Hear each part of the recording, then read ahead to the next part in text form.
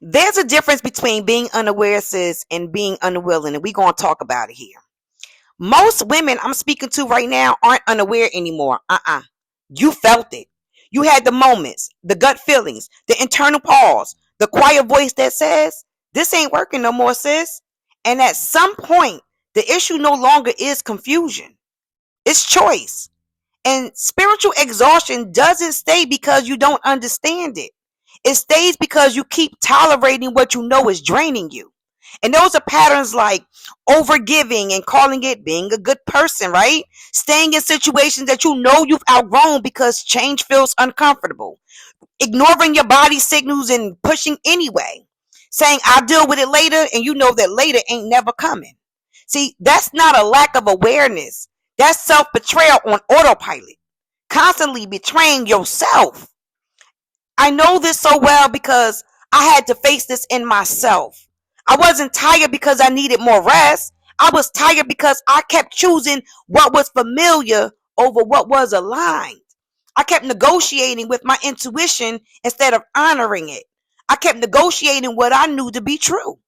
And see, here's the part that most people skip.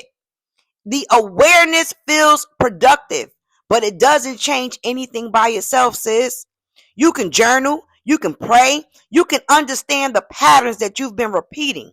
But if nothing shifts in your behavior, then your spirit gonna stay tired. Your energy remains the same. And truth be told, your life is gonna stay the same.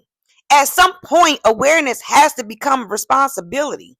Responsibility to choose different, even when it's uncomfortable, even when it's unfamiliar, even when it means that you're disappointing others.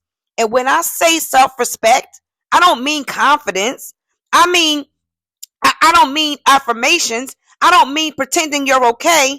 I mean the kind of self-respect that shows up in your choices.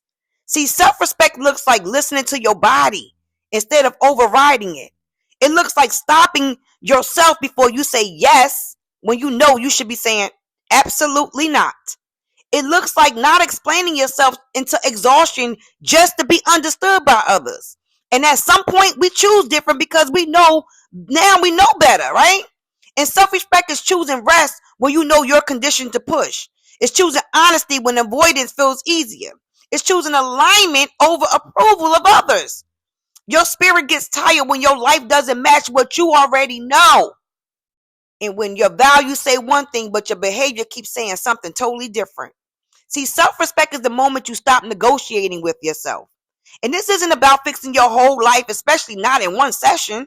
It's about choosing one place where you stop lying to yourself. One boundary you've been avoiding. One habit you know that's draining you. One truth you keep minimizing because facing it would change things. That's where your alignment is going to begin.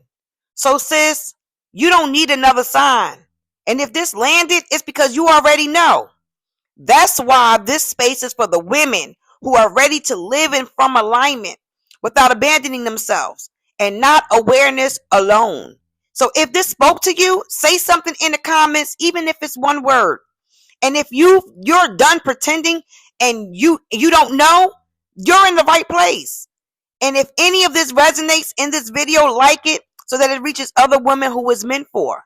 Remember, we are aligning spiritually, mentally, physically, emotionally, financially. And next up is mental awareness. So don't forget to subscribe. And for the sis who watching, I know she's impactful because you are. So go with peace, live in light, and always remind yourself to stay grounded. Until the next video, talk to y'all later. Bye.